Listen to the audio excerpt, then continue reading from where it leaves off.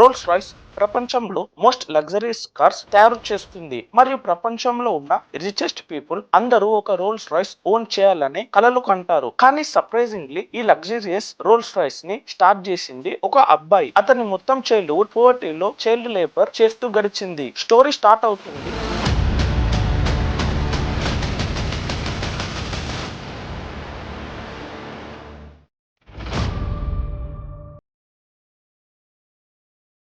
1863లో ఒక చిన్న విలేజ్ లో ఎర్నీ రాయ్స్ పుట్టాడు. రాయ్స్ కేవలం 4 years ఉన్నప్పుడే వాళ్ళ ఫాదర్ బిజినెస్ కంప్లీట్లీ దొబ్బింది. ఇంటర్ ఫ్యామిలీ రోడ్డు మీద పడ్డారు. కానీ ఇది కేవలం ప్రాబ్లమ్స్ స్టార్ట్ మాత్రమే. తర్వాత కేవలం 9 years ఏజ్ లో రాయ్స్ అతని ఫాదర్ ని పర్మనెంట్ గా కోల్పోయాడు. దాని వల్ల వాళ్ళ మదర్ మేడ్ గా వర్క్ చేయాల్సి వచ్చింది మరియు Royce news paper delivery start చేశాడు. ఇక్కడ దాకా రాయ్స్ ఫ్యూచర్ డార్క్నెస్ తో నిండిపోయింది. కానీ 14 years ఏజ్ లో వాళ్ళ ఫ్యామిలీలో ఒక టర్నింగ్ పాయింట్ వచ్చింది.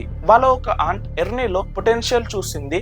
ఆమె గ్రేట్ నార్థన్ రైల్వే కంపెనీకి వెళ్ళింది. అక్కడ 20 pounds పర్ యానం కి రాయ్స్ ని ఒక అపీరెన్స్ గా జాయిన్ చేసింది. నెక్స్ట్ 3 years లో రాయ్స్ డే అండ్ నైట్ ఒకటి చేసి డజన్స్ ఆఫ్ బుక్ చదువుతూ ఫ్యాక్టరీలో ప్రాక్టికల్ గా పనిచేసి కార్పెంటరీ, మ్యాథ్స్ మరియు మోస్ట్ ఇంపార్టెంట్ ఎలక్ట్రానిక్స్ పనులు నేర్చుకున్నాడు. 17 years వయసు వచ్చాక అతను ఒక ఫుల్లీ కేపబుల్ మెకానిక్ అయ్యాడు. 21 years ఏజ్ వచ్చే వరకు అతను మ్యాక్స్ మీ వెస్టర్న్ అనే కంపెనీలో ఇంజనీర్ గా పనిచేస్తున్నాడు. కానీ ఫైనాన్షియల్ డిఫికల్టీ వల్ల ఆ కంపెనీ క్లోజ్ అవ్వబోతుంది. ఇలాంటి సిచ్యువేషన్ లో రాయ్స్ దగ్గర ఇంకొక కొన్ని కంపెనీస్ లో జాబ్ తీసుకునే ఆప్షన్ ఉంది. కానీ అతను own electrical engineering company open చేయాలని డిసైడ్ చేసుకున్నాడు. అతను తన 20 pounds సేవింగ్ యూజ్ చేసి మాన్చెస్టర్స్ లో ఒక చిన్న ఆఫీస్ స్పేస్ నుంచి స్టార్ట్ చేశాడు. FH Royce and company. అతను తన ఫ్రెండ్ ఇమిస్ట్ క్లోర్మెంట్ ని ఒక పార్ట్నర్ గా కూడా జాయిన్ చేసుకున్నాడు. ఇలాంటి సర్వింగ్స్ ఇనిషియల్లీ సర్వైవ్ అవ్వడానికి రాయ్స్ ఏం వర్క్ దొరికితే ఆ వర్క్ చేశాడు. సీవింగ్ మిషన్ రిపేర్ చేయడం, ఎలక్ట్రిక్ ఫిట్టింగ్ చేయడం లాంటి పనులు. కానీ తర్వాత రాయ్స్ గమనించాడు టైంతో పాటు ఎలక్ట్రికల్ లైటింగ్స్ మరియు ఫిట్టింగ్స్ కి డిమాండ్ చాలా పెరుగుతుంది అని. దాని వల్ల అతను ఆర్క్ ల్యాంప్స్, బల్బ్ హోల్డర్స్ మరియు ఎలక్ట్రానిక్ డోర్ బెల్స్ మ్యానుఫ్యాక్చరింగ్ చేయడం స్టార్ట్ చేశాడు. మరియు ఈ పని ఈ కంపెనీ కిస్మత్ ని మార్చేసింది. ఇయర్ 1900 నాటికి కంపెనీ సేల్స్ 20,000 pounds క్రాస్ అయిపోయాయి. 38 years ఏజ్ లో రాయ్స్ కి ఒక ఫ్యామిలీ ఉంది మరియు అతను ఒక చాలా పెద్ద ఫ్యాక్టరీ బిల్డ్ చేయాలని ప్లాన్ చేస్తున్నాడు. అన్ని బాగానే జరుగుతున్నాయి. ఇంతలో స్టోరీలో ఒక ట్విస్ట్ వస్తుంది. 1901 లో జర్మనీ మరియు American companies British electronic market లో ఎంట్రీ తీసుకున్నాయి. కాంపిటీషన్ సడన్లీ పెరిగిపోయింది మరియు ఎలక్ట్రానిక్ ఎక్విప్మెంట్స్ ప్రైస్ చాలా తగ్గిపోయినాయి. కష్టపడి బిల్డ్ చేసిన బిజినెస్ ఫెయిల్ అవుతున్నప్పుడు రాయ్స్ ఫిజికల్ మరియు మెంటల్ గా హెల్త్ ఖరాబ్ అవ్వడం స్టార్ట్ అయింది. రాయ్స్ డాక్టర్ ని కన్సల్ట్ చేసినప్పుడు అతనికి ఒక సింపుల్ అడ్వైస్ డాక్టర్ ఇచ్చిండు. కవర్ కావాలంటే రాయ్స్ కి ఫ్రెష్ ఎయిర్ ఉండాలి. అదే టైంలో అతనికి ఒక కార్ కొనాలని సజెస్ట్ చేస్తున్నారు. అతని బాడీకి స్ట్రెయిన్ లేకుండా ట్రావెల్ చేయగలడని. రాయ్స్ ఒక వెకేషన్ తీసుకుని తన హెల్త్ ని రికవర్ చేసుకున్నాడు. తర్వాత డెకవెల్ అనే ఒక ఫ్రెంచ్ మేడ్ కార్ కొన్నాడు. ఈ కార్ చాలా నాయిస్ చేసేది, బ్రేక్ ఇన్ఎఫెక్టివ్ గా ఉన్నాయి మరియు ఓవర్ హీటింగ్ లాంటి ప్రాబ్లమ్స్ కూడా ఉన్నాయి. ఎర్నీ లాంటి పర్ఫెక్షనిస్ట్ కి ఈ కార్ బిలో స్టాండర్డ్ గా అనిపించింది. దాని వల్ల అతను ఈ కార్ లో మైనర్ మోడిఫికేషన్స్ చేయాలని డిసైడ్ చేసుకున్నాడు. కానీ అతను ఓల్డ్ కార్ ని కంప్లీట్ గా రీడిజైన్ చేశాడు. ఈ రీడిజైన్డ్ కార్ ఒరిజినల్ డికవెలీ కార్ కన్నా చాలా సుపీరియర్ గా ఉంది మరియు ఇక్కడ నుంచి రాయ్స్ కి ఒక కాన్ఫిడెంట్ వచ్చింది. అతను తన ఓన్ కార్స్ ని బిల్డ్ చేయగలడు అని, ఈవెన్ కార్ బిజినెస్ కూడా చేయగలడు అని. అతను ఒక చిన్న టీం అసెంబుల్ చేసి తన న్యూ కార్ డిజైన్ చేయడం స్టార్ట్ చేశాడు. అన్ని పార్ట్స్ డ్రాయింగ్ రెడీ అయ్యాక వీటిని వర్క్ షాప్ కి కాస్టింగ్ కోసం పంపించినారు. ఈవెన్చువల్లీ 10 horsepower మరియు 2 cylinder ఉన్న కార్ షేప్ కి తీసుకొద్దామని స్టార్ట్ చేశారు. మరియు ఆల్మోస్ట్ ప్రతి ఆస్పెక్ట్ లో క్వైట్, లైట్నెస్, డ్యూరబుల్ మరియు రిలేటబిలిటీ ఈ కార్ ఆ టైంలో ఉన్న ప్రతి కార్ కన్నా బెటర్ గా ఉండేది.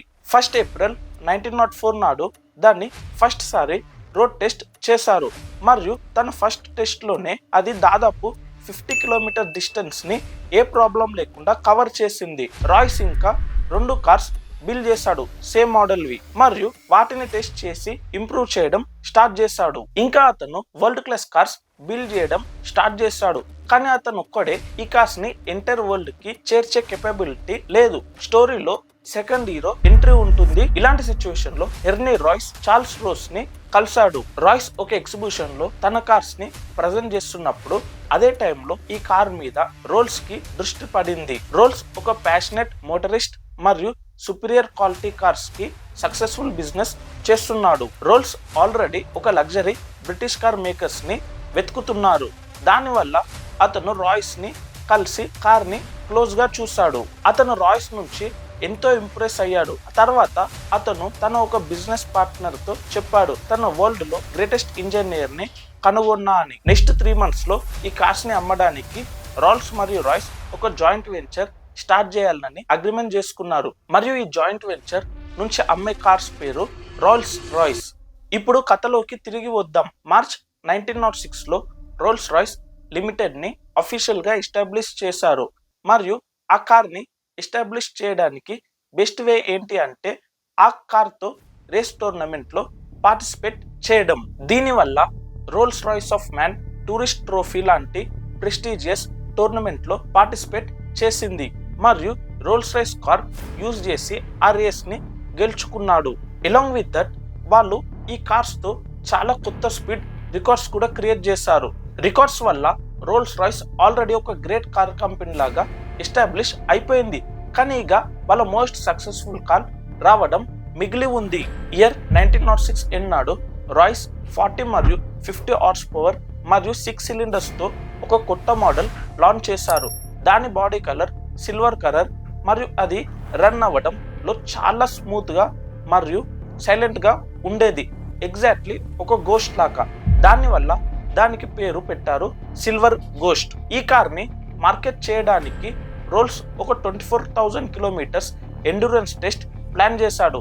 దానిలో సిల్వర్ గోస్ట్ ని సండే తప్ప 2.5 నెలలు ప్రతిరోజు మరియు రాత్రి కంటిన్యూస్ గా రన్ చేసేవారు. మరియు 24,000 kilometers డిస్టెన్స్ కవర్ చేశారు. సిల్వర్ గోస్ట్ ఏ ఇష్యూ లేకుండా ఈ టెస్ట్ ని పాస్ కూడా చేసింది. ఇది కాకుండా రోల్స్ చాలా డెమాన్స్ట్రేషన్స్ ఆర్గనైజ్ చేశాడు. దానిలో వాళ్ళు సిల్వర్ గోస్ట్ ని విస్పర్ టెస్ట్ నుంచి దాటించారు. ఈ టెస్ట్ లో వాళ్ళ కార్ బోనెట్ పైన ఒక కాయిన్ ని బ్యాలెన్స్ చేశారు. దాన్ని పడకుండా కార్ ని రన్ చేసేవారు.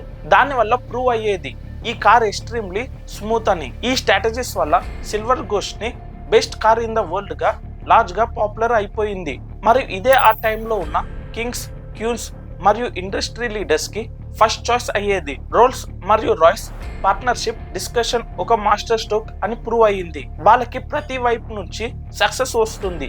అంతలో ఒక భయంకరమైన యాక్సిడెంట్ జరిగింది. కార్స్ తో పాటు రోల్స్ ఏవియేషన్ కోసం కూడా చాలా ప్యాషనెట్. 12th July 1910 నాడు అతను రైట్ ఫ్లైయర్స్ అనే ప్లేన్ ఎగురవేస్తున్నాడు. ఫ్లైట్ లో ఎయిర్ క్రాఫ్ట్ టెయిల్ సెక్షన్ విరిగిపోయింది మరియు ప్లేన్ 100 feet ఎత్తు నుండి క్రాష్ అయ్యింది. ఈ టైంలో 32 years వయసు ఉన్న చార్ల్స్ రాయ్స్ అతను ప్రాణం కోల్పోయాడు. అన్ఫార్చునేట్లీ ఏరోప్లేన్ ఇన్సిడెంట్ లో ప్రాణం కోల్పోయిన ఫస్ట్ బ్రిటిష్ పర్సన్ అతనే. ఈ యాక్సిడెంట్ రాయ్స్ ని డీప్ గా ఇంపాక్ట్ చేసింది.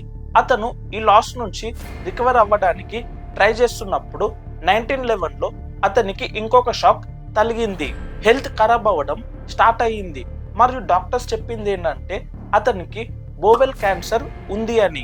అతనికి ఒక మేజర్ ఆపరేషన్ జరిగింది. కానీ తర్వాత కూడా డాక్టర్స్ చెప్పారు అతను కేవలం 3 నెలలే బతుకుతాడు అని. ఈ కండిషన్ లో ఉండి కూడా రాయ్స్ బెడ్ మీద నుండే సిల్వర్ గోస్ట్ డిజైన్ మరియు ఇంజనీరింగ్ ని ఇంప్రూవ్ చేస్తున్నట్టు ఉన్నాడు. మరియు తర్వాత ఒక మిరాకిల్ జరిగింది. చూస్తూనే 9 నెలలు గడిచిపోయాయి మరియు రాయ్స్ 100% రికవరీ అచీవ్ చేసుకున్నాడు. వాపస్ వచ్చాక రోల్స్ రాయ్స్ గోస్ట్ లో మేజర్ ఇంప్రూవ్మెంట్స్ చేశాడు. గ్రౌండ్ క్లియరెన్స్ పెరిగింది, సస్పెన్షన్స్ ని ఇంప్రూవ్ చేశారు మరియు చేసెస్ ని కూడా స్ట్రాంగ్ గా చేశారు. అదే టైంలో రోల్స్ రాయ్స్ గమనించింది కార్ బోనెట్ పైన పర్సనలైజ్డ్ మాస్కోస్ పెట్టడం ఒక ట్రెండ్ నడుస్తుందని. కానీ కంపెనీకి వరి ఉండేది పీపుల్ ఈ మాస్కోస్ ని సీరియస్ గా తీసుకోరు అని. అప్రోపిటెన్స్ గురించి దీనివల్ల వాళ్ళకు ప్రాపర్ మాస్కోట్ డిజైన్ చేయించి ఆ మాస్కోట్ లో ఎలెనోర్ టార్టన్ అనే బ్రిటిష్ యాక్ట్రెస్ మరియు మోడల్ ని యూజ్ చేశారు. ఈ స్కల్ప్చర్ ఒక హ్యూమన్ ని ముందుకు లీన్ అవుతున్నట్టు చూపిస్తుంది. వాళ్ళ హ్యాండ్స్ వెనుక వైపు స్ట్రెట్టెడ్ గా ఉన్నాయి మరియు వాళ్ళపైన నుంచి ఫాస్ట్ గా గాలి వస్తుంది. ఈ మాస్కాట్ ఒక సెన్స్ ఆఫ్ గ్రేస్, ఫ్రీడమ్ మరియు స్పీడ్ ని సింబలైజ్ చేస్తుంది. దీని పేరు స్పిరిట్ ఆఫ్ ఇస్టాస్. ఇస్టాస్ అంటే అర్థం ఓవర్వెల్మింగ్ హ్యాపీనెస్. ఈ అన్ని ఇంప్రూవ్మెంట్స్ వల్ల రోల్స్ రాయ్స్ షేర్ మరియు ప్రాఫిట్స్ ఎక్స్పోనెన్షియల్లీ గ్రో అవుతున్నాయి. 1930 నాటి వాళ్ళ ప్రాఫిట్స్ 90,000 పౌండ్స్ కన్నా ఎక్కువ అయిపోయింది మరియు బ్రాంచెస్ ని ఇంటర్నేషనల్లీ ఎక్స్పెండ్ చేయాలని ప్లాన్స్ కూడా ఉన్నాయి. కానీ ఏం జరిగిందంటే అదే రోల్స్ రాయ్స్ ని ఆల్మోస్ట్ నాశనం చేసింది. వరల్డ్ వార్ 1 1914లో వరల్డ్ వార్ 1 స్టార్ట్ అయింది. కానీ రోల్స్ రాయ్స్ దానికి రెడీగా లేదు. వార్ వల్ల ఎకనామిక్ క్రాష్ అయ్యింది. దీని ఇంపాక్ట్ ఎక్కువగా రోల్స్ రాయ్స్ లాంటి లగ్జరియస్ కార్ కంపెనీస్ మీద పడింది. సేల్స్ క్రాష్ అయిపోయాయి మరియు కంపెనీస్ ఎంప్లాయీస్ ని ఫైర్ చేయాల్సి వచ్చింది. అందరికీ అనిపించింది రోల్స్ రాయ్స్ వార్ ని సర్వైవ్ చేయలేదని. కానీ రాయ్స్ మైండ్ లో ఇంకో ప్లాన్ ఉంది. రాయ్స్ మిలిటరీ అథారిటీస్ తో మీటింగ్ చేశాడు. దాని తర్వాత అతనికి రియలైజ్ అయ్యింది వాళ్ళ రోల్ రిలయబుల్ మరియు హై పర్ఫార్మెన్స్ వెహికల్స్ అవసరం చాలా ఉందని. దీనివల్ల రోల్స్ రాయ్స్ సిల్వర్ గోస్ట్ ని మాడిఫై చేసి ఒక ఆర్మర్డ్ కార్ గా మార్చేసింది.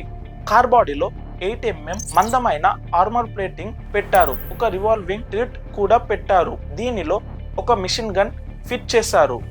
ఈ కార్ ని మిడిల్ ఈస్ట్ లో ఆర్స్ డెజర్ట్ రీజియన్ లో ఆపరేషన్ కండక్ట్ చేయడాన్ని యూస్ చేశారు. ప్లస్ వాటిని స్పై మిషన్ కోసం కూడా యూజ్ చేశారు. ఆల్సో సిల్వర్ గోస్ట్ రన్ అవ్వడంలో చాలా స్మూత్ కాబట్టి అది ఉండర్ సోల్జర్స్ ని క్యారీ చేయడానికి కూడా బెస్ట్ వెహికల్ గా ఉండేది. దీనివల్ల చాలా సిల్వర్ గోస్ట్ ని వార్ అంబులెన్స్ లాగా మాడిఫై చేశారు. దానిలో స్ట్రెచర్స్, మెడికల్ ఎక్విప్మెంట్స్ మరియు నర్స్ కోసం స్పేస్ అరేంజ్ చేశారు.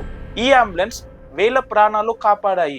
ఫైనల్లీ తన లగ్జరీ ఫ్యూచర్స్ వల్ల వార్ టైంలో రోల్స్ రాయ్స్ కార్ ని high ranking officers, diplomatic machines మరియు కింగ్ మెసేజెస్ కూడా యూజ్ చేసేవారు. మిలిటరీతో క్లోజ్లీ పనిచేస్తున్నప్పుడు రోల్స్ రాయ్స్ కి రిలీజ్ అయ్యింది వాళ్ళు ఎయిర్ప్లేన్స్ ఇంజన్ కోసం వాళ్ళు ఫ్రెంచ్ కంపెనీస్ మీద హెవీలీ డిపెండెంట్ అవుతున్నారని మరియు గవర్నమెంట్ కూడా డిస్పరేట్ గా వాళ్ళకి ఇంజన్ సప్లై చేయమని అడిగింది. ఈ ఆపర్చునిటీస్ ని చూసి రోల్స్ రాయ్స్ ఏరో ఇంజన్ మ్యానుఫ్యాక్చర్ లోకి ఎంట్రీ తీసుకుంది. వాళ్ళు దెమ్సెల్ఫ్ ఏరో ఇంజనీరింగ్ డిజైన్ నేర్చుకున్నారు మరియు 1915లో లాంచ్ చేశారు వాళ్ళ ఫస్ట్ ఇంజన్ ద ఈగిల్. ఈ ఇంజన్ కాంపిటీషన్ కన్నా చాలా రిలయబుల్, లైట్ మరియు ఫ్యూల్ ఎఫిషియెంట్ గా ఉండేది. దీనివల్ల British air force year end నాటికి 500 ఈగల్స్ ఇంజన్ ఆర్డర్ పెట్టింది. కానీ రాయ్స్ ఇక్కడ ఆగలేదు. అతను 1915 ఎండ్లో లైట్ ఎయిర్ క్రాఫ్ట్ కోసం అక్వా ఇంజన్ బిల్డ్ చేశాడు. 1916లో Eagle small version Falcon engine build చేశాడు మరియు 1918లో లార్జ్ మరియు లాంగ్ రేంజ్ ఎయిర్ ఫైట్ కోసం కాండర్ ఇంజన్ బిల్డ్ చేశాడు. ఈ ఇంజన్స్ వల్ల బ్రిటన్ కి aerial combat, spy missions, anti submarine operations మరియు బాంబింగ్ ఇవన్నిటిలో ఒక మేజర్ అడ్వాంటేజ్ దొరికింది మరియు ఇది వల్ల వాళ్ళ విక్టరీకి ఒక ఇంపార్టెంట్ రీజన్ అయ్యింది. రోల్స్ రాయ్స్ ఏరో ఇంజన్ మ్యానుఫ్యాక్చర్ లోకి ఎంట్రీ తీసుకోవడం ఒక బ్రిలియంట్ స్టెప్ అని ప్రూవ్ అయ్యింది మరియు ఈ రోజు కూడా వాళ్ళు కమర్షియల్ ఎయిర్ క్రాఫ్ట్ మరియు మిలిటరీ ఎయిర్ క్రాఫ్ట్ లో రోల్స్ రాయ్స్ ఇంజన్ ని యూజ్ చేస్తారు. 1918లో వరల్డ్ వార్ 1 ఆగిపోయింది మరియు నెక్స్ట్ 15 ఇయర్స్ రాయ్స్ కార్ మరియు ఏరో ఇంజన్స్ రెండింటిని కూడా ఫోకస్ చేశాడు. వాళ్ళు ఒక స్మాల్ మరియు చీప్ కార్ లాంచ్ చేశారు. దాని పేరే 20. అన్ఫార్చునేట్లీ 20 సేల్స్ ఎక్కువగా ఇంప్రెసివ్ గా లేదు. 1925 నాటి లగ్జరీ కార్స్ మార్కెట్ లో బెంట్లీ, డైమ్లర్ మరియు క్యాడిలిక్ లాంటి బ్రాండ్స్ వల్ల కాంపిటీషన్ చాలా పెరిగిపోయింది మరియు రోల్స్ రాయ్స్ కి అతని పొజిషన్ మెయింటైన్ చేయడానికి ఒక బోల్డ్ కార్ అవసరం ఉండేది. దీనివల్ల వాళ్ళు సిల్వర్ గోస్ట్ ని రీప్లేస్ చేస్తూ బెటర్ పర్ఫార్మింగ్ మరియు 4 వీలర్ బ్రేక్స్ తో ద న్యూ ఫాంటమ్ లాంచ్ చేశారు. ఫాంటమ్ చాలా సక్సెస్ఫుల్ అయ్యింది మరియు ఇది తిరిగి రోల్స్ రాయ్స్ ని లగ్జరీ కార్ మార్కెట్ లో కింగ్ గా చేసింది. దాని తర్వాత ఫాంటమ్ 2 కూడా లాంచ్ అయింది. ఇది కూడా ఈక్వల్ గా వెల్ రిసీవ్డ్ అయింది. 1930లో రోల్స్ రాయ్స్ బెంట్లీని అక్వైర్ చేసుకుంది. అది బ్యాంక్ కరప్ట్ అవ్వబోతుందని మరియు ఆ తర్వాత రాయ్స్ ఇంకొక ఐకానిక్ కార్ డిజైన్ చేశాడు. Bentley 3.5 litres. అది రోల్స్ రాయ్స్ మరియు బెంట్లీ ఈ రెండు గ్రేట్ బ్రాండ్స్ కి ఒక సక్సెస్ఫుల్ బ్లెండ్. కానీ అన్ఫార్చునేట్లీ రాయ్స్ ఈ కార్ ని అతని కళ్ళతో ఎప్పుడూ చూడలేకపోయాడు. 22 ఏప్రిల్ 1933 నాడు 70 ఇయర్స్ వయసు ఉన్న సర్ హెన్రీ రాయ్స్ అతని చివరి ఊపిరి వదిలేశాడు. కార్ ప్రొడక్షన్ స్టార్ట్ అవ్వడానికి కేవలం 6 నెలల ముందు. సర్ హెన్రీ రాయ్స్ డెత్ నుంచి ఈ రోజు వరకు రోల్స్ రాయ్స్ చాలా అప్స్ అండ్ డౌన్స్ చూసింది. ఒకవైపు ఫ్యాంటమ్ 3, సిల్వర్ షాడో మరియు గోస్ట్ లాంటి ఐకానిక్ కార్స్ లాంచ్ చేశారు. 1960s లో ఫైనాన్షియల్ డిఫికల్టీస్ కూడా ఎదుర్కొన్నారు. దీనివల్ల వాళ్ళ ఏవియేషన్ మరియు ఆటోమొబైల్ బిజినెస్ ని వేరేగా చేశారు. మరియు currently Rolls Royce Motors BMW కి చెందింది. రాయ్స్ అతని ఐకానిక్ కార్స్ వల్ల అల్టిమేట్లీ లగ్జరీకి ఒక గ్రేటెస్ట్ సింబల్. ఒక రోల్స్ రాయ్స్ ఓన్ చేయడం అంటే ఒక మాస్టర్ పీస్ ఓన్ చేయడం లాంటిది. అది రాయ్స్ పర్ఫెక్షన్ మరియు రోల్స్ క్రిస్మాని సింబలైజ్ చేస్తుంది.